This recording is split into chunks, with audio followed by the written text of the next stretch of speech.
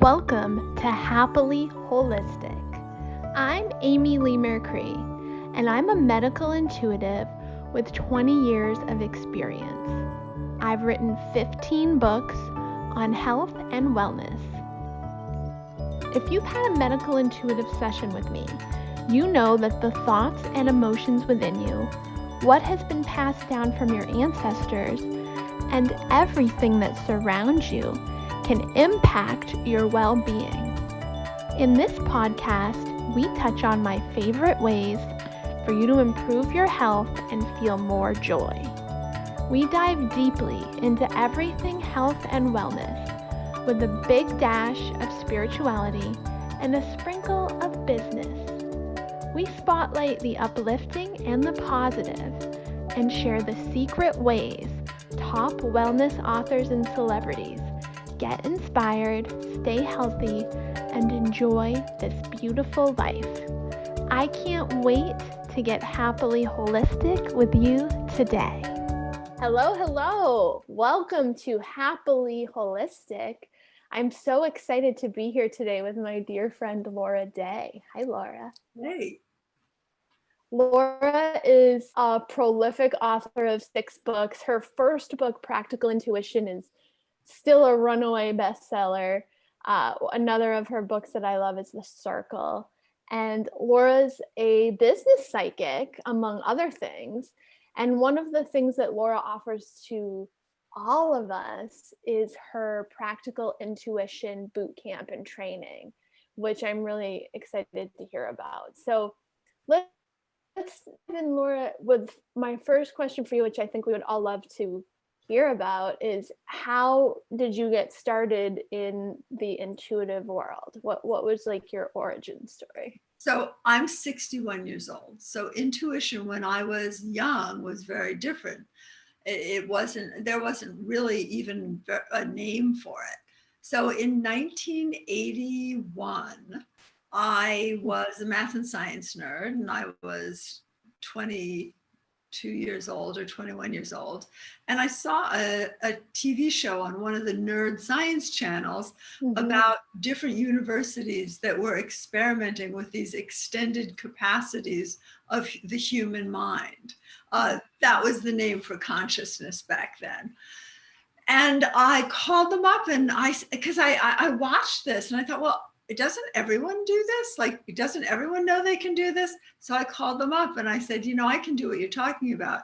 So they said, fine, whatever, come in. So I came in and they started this long-winded explanation about what ESP was and remote viewing and etc. And I said, just put a name in an envelope.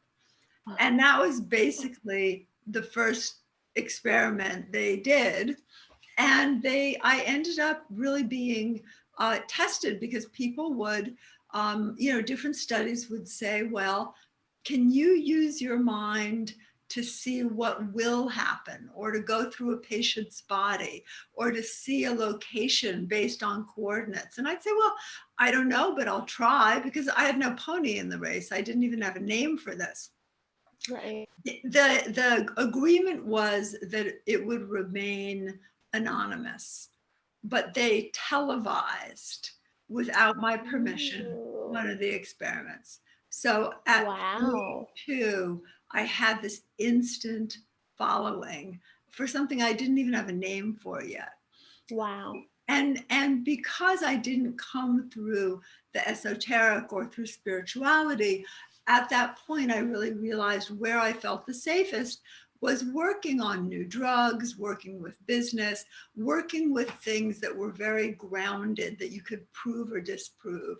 So my practice developed really as a business practice. I've read the same Fortune 500 companies for nearly 30 years now. And although I read for free on my Instagrams, and I can always refer people to somebody good, I no longer take individuals as clients. I just do the companies. But I love training people. So that's how I started. And that's what I do in my career. I've written 6 books on intuition, which are really workshops, because I think you can talk about intuition or faith or medicine or any of these things. You can talk about things till you're blue in the face. But when someone actually, takes an aspirin and the headache goes away, they don't have to believe in the aspirin. It works. Same with intuition. So what my books do is they put people in situations where they are engaging their intuition to get specific results that they can then verify. I love that. What an interesting story. I didn't realize that about the experiments and then having it televised without your permission. Yeah. Were you mad at the time? Like, were you angry? I was. It's hard to say because I was 22 and these people were decades older. Right. I respected them. I certainly felt upset. It was a huge intrusion on my life. And I also am not, I don't wear purple. I wasn't part of whatever. I didn't even know the people who were part of that more esoteric movement. So for me, it was a little bit like being exposed as a deviant. It was fun for me to do while I was doing it. And I was very happy that all these grown-ups had all this interest in me. Right. But to actually be exposed was hard. And what made me get over that was when I wrote my first book, they insisted on having my picture on the cover, which for me was a nightmare. I mean, I don't think I went into a bookstore for 2 years, except for book events. Wow. And I've gotten over it. I think one of my life lessons has been be who you are. Yeah. And, you may have judgments about it. Other people may have judgments about it, but be who you are and you don't have to defend it. All you have to do is inhabit it. Absolutely. An interesting kind of like life took the reins and put you out in the spotlight when you wouldn't have done it, And I am a huge introvert. Like, I must say that COVID has not been difficult for me. The joke about me, if you put me in a corner of a couch, you come back a year later, I'm in that same corner. I have, my mind travels so much. My senses travel so much. I am very happy to be in a dark closet. Yeah. So it was a big learning. And I think that my career in many ways has been my healer because it has forced me out. I've been fortunate enough that people have demanded that I come speak, demanded that I teach. And it's taken me out of, I think, my natural propensity to just, stay so happy and comfortable in a shell, and connected me with a, wonderful world that I would have missed otherwise.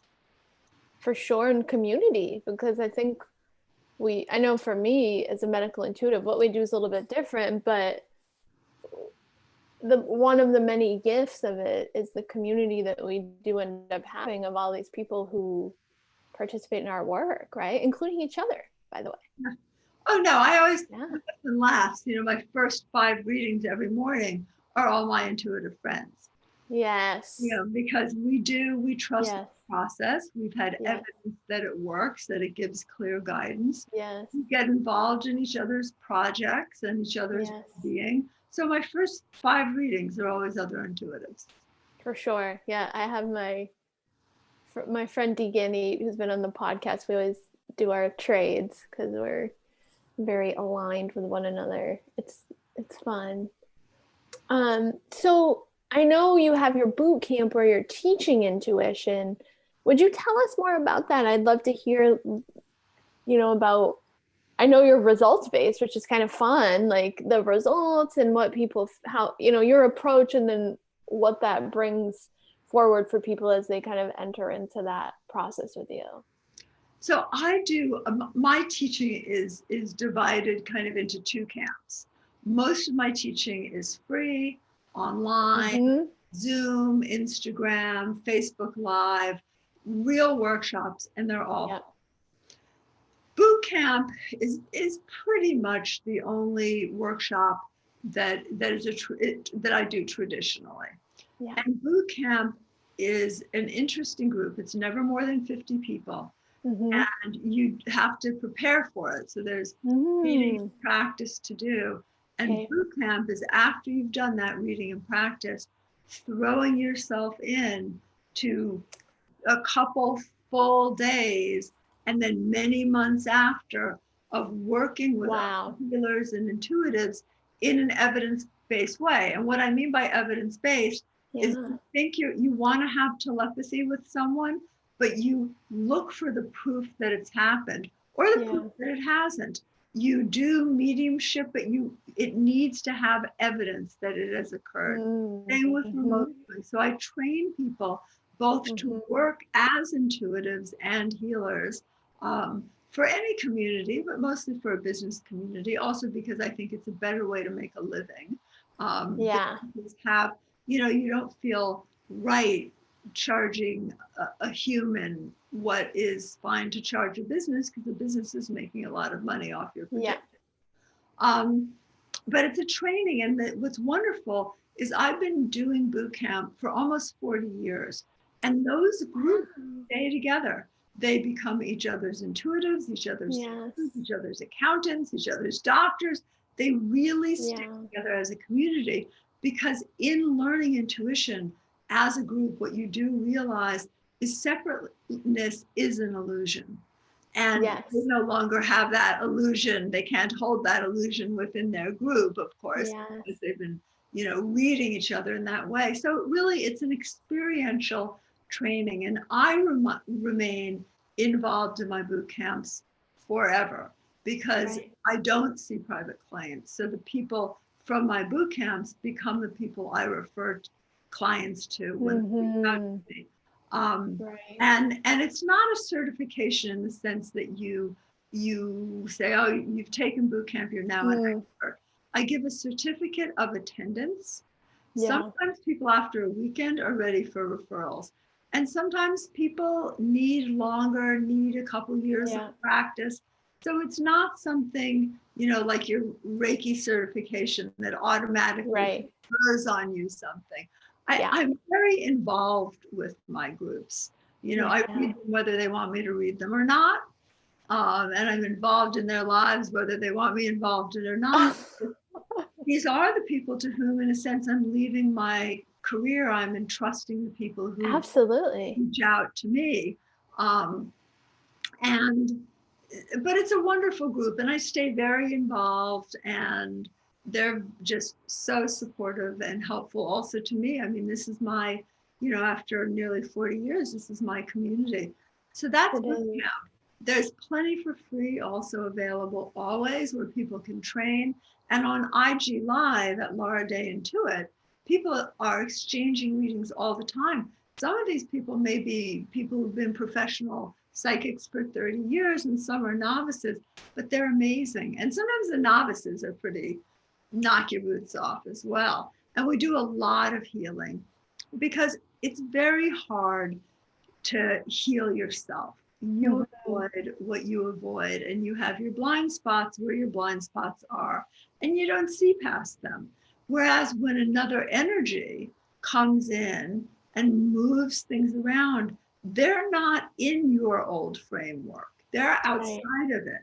So people, and myself included, I don't heal myself, others heal me. What I do is I make the connection to let them know, hey, help, I need healing, or I need some input. I'm having trouble seeing my way. And it's really, really helpful to have those kinds of community. And bootcamp provides that, as do the IG Lives and just IG readings that people do all the time. We'll be right back after this short break. Hey there, it's Amy Lee Mercury. People have been asking what to expect when you book a medical intuitive session with me. Whether you have had a medical intuitive session before or are completely new to the idea, working with a medical intuitive may be right for you if you are looking to uncover the root cause of one or more mild to moderate health concerns. Working with me is not designed to take the place of seeing an integrative doctor or your chosen health practitioner. The way a session begins is you get to share your questions and concerns. After that, I say an opening invocation, which is adapted from something shared with me by my late medicine teacher about 25 years ago. It invites your highest vibrational spirit guides to participate in the session. These may be ancestors, angelic guides, or other benevolent non-physical beings.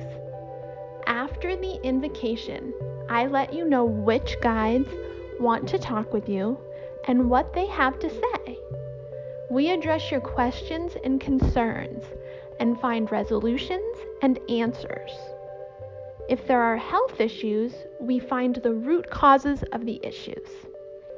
To learn more about my medical intuitive work, check out the Work With Me page on amyleemercury.com. It's really beautiful, and I noticed that when you and I did an Instagram Live together a couple months back, and you had posted a graphic, and I kind of commented, and somebody like gave me a mini reading, and I was like, wait, what just happened here? But then I was looking, I was like, oh, because this is what you guys do, and it's actually really cool. And there was another post about something, and I thought, I'm gonna do this too. So I gave somebody one because I was like, that was so nice. I did, because I was like, I just want to see what's going here. I think you and I had talked about it, or we had talked on the phone or something, and I was like, I'm gonna go check this out. And it was just, I thought, this is such a sweet community, because you're really, you really created something that's incredibly inclusive, whether they're in your boot camp or they're just, interacting with you online. It's an instant. I understand that's based on the circle, which I just got in the mail, by the way. It's in my cabinet right now. And I'm thinking that has to do with the circle. I'm excited to read it. It's on my... The other thing, I have a funny story about the Instagram.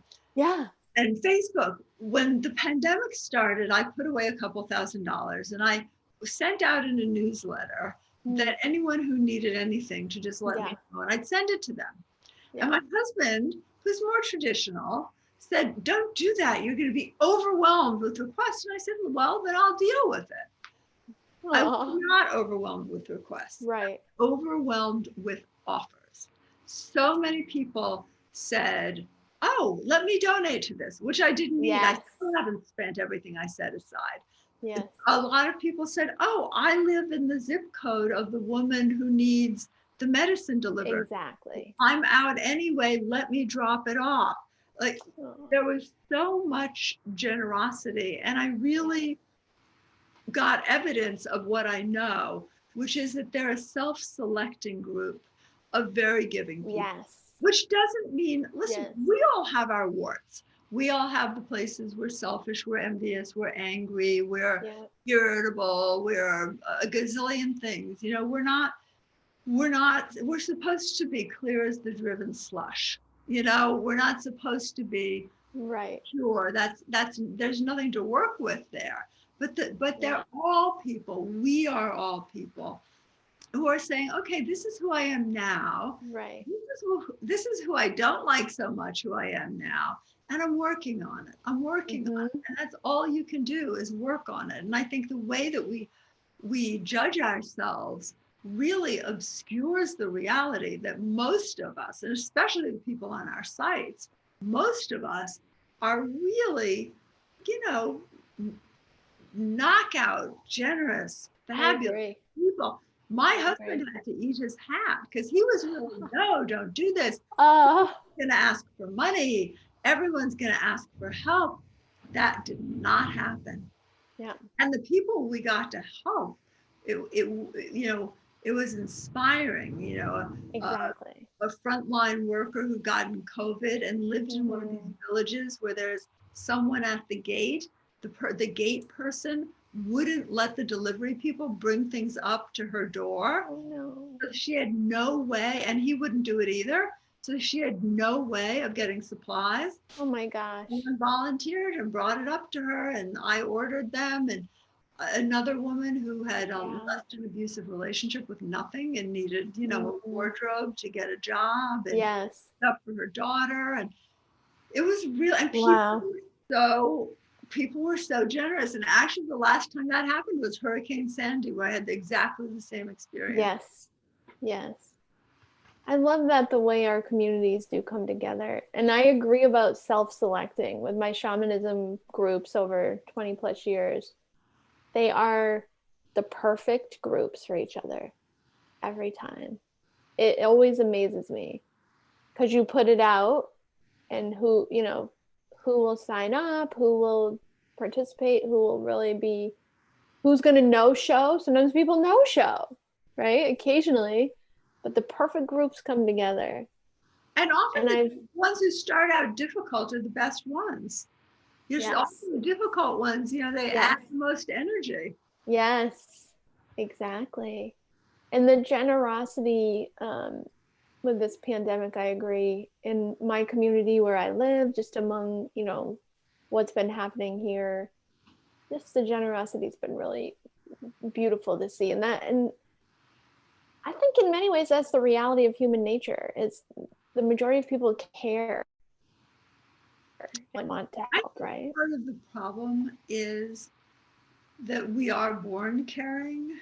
Yeah. But then if we have no models for it, we have no receptors. We don't recognize it in our environment, and we don't know how to bring it forth from ourselves. Which is why it's so important, especially for our young people, that we act as a community, that we make sure they have computers during COVID, that they have adequate food during COVID, that you see something happening, that you make sure it's taken care of, because there's so much isolation and children don't have school right now in many places. And I think that we need to provide examples of imperfect compassion, absolutely, and imperfect help, because to raise children who don't have those examples and then expect them somehow magically to develop citizens, how would that happen? Absolutely. And teaching children empathy. I have a degree in education, so in the beginning of my intuitive career, which was 25 years ago, I was a teacher, and teaching children empathy, even though it's innate, teaching children how to keep that and to not censor it too, because I think sometimes children are just different things that are probably well-intentioned around censoring that urge and staying in their own bubble, and just opening that door to the, like you're saying, these examples of, but there is another way to still make sure that you're supplied and yet you can really share all your gifts in a way that feeds you and doesn't eat you. I think that's a critical thing to model. For education, that is a real challenge, because I think part of it is that young people don't have a strong ego, they don't have a strong I yet, and so there is that very fragile line between empathy and crossing over that line to be able to let harm in. And I think it is hard with children, which is why we as a society, I think, need to set a much better example. And I think you can do this in a general way, but you can also do it in a personal way, really noticing what's going on, stopping in an appropriate way that doesn't set children up for predators, making appropriate contact, donating to places that do make sure, or volunteering your time, or your old technology, because our greatest resource, we seem to be able to print food now. Our greatest resource that we cannot replicate are our young people. Absolutely. We are our greatest resource. Yeah. And I think it's so good. One of the things that intuition does teach us is that it's important to have direction. And if you don't have direction, if you don't have a target or a goal, it's important at the very least to know where your feet are and to know I like that. your next step is. Yeah. What your intention is. People say, oh, goals, I don't know what my goal is. Okay, 5 minutes from now. Right. Where are you now? And Yeah. how do you want to move in this next minute, 2 minutes, 3 minutes? Yes. Because so many people come to me and want predictions. And, of course, I love what I do. I love giving predictions. Sure. But I'm very sad when all my predictions come true, because it means that the person has no agency in their own life. Yeah. And that is what's really important. And that's really what my book, The Circle, is about. Most of them are about how do you predict? How do you do remote viewing? How do you prove telepathy works? How do you use them to create better lives? But The Circle is really about, okay, so you can predict, so you can have telepathy, so you can astral project. Big deal. How's it helping you? Here is how to engage these abilities in a way that you do what you're here to do, which is create a great life, create great relationships, create enough of everything, and from there share. Yes. Or do it in a way that is good for all. Yes. If possible, you are your own first job. I love that. If you could send a message back to your 17-year-old self and tell her one thing, what would it be? You are okay alone. Don't attach to bad people just to be attached to somebody. You are okay alone, and you are never alone. Take the risk of finding that out. I love that message. What a beautiful message. Thank you so much for being here, Laura. I'm so excited we got to chat. Where can our listeners find you? So you can go to lauraday.com, LAURADAY, spelled the most boring way.com. I personally answer all of my emails because people email things that are so private. Instagram at Laura Day Intuit, Facebook at Laura Day Author or Laura Day Circle, I can never remember. And hopefully you and I will be doing so many fun new things together. We will. We definitely will. We'll be Instagramming, and we'll have you back on the podcast again soon too. Well, I feel like there's a lot more we can talk about, and I need to do a couple different episodes with you just to scratch the surface. We should do some fun process together. Our next Instagram, we should do some fun process with the group. That would be really nice. We'll do that. So keep your eyes peeled for that, everybody. And thank you so much for listening to Happily Holistic, and have a beautiful day. Thank you, Laura. Thank you. Thanks for listening to Happily Holistic with me, Amy Lee Mercury.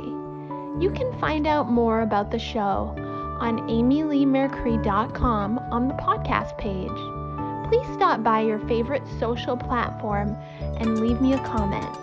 I'd love to hear how you liked today's show and what topics you'd like me to cover in the future.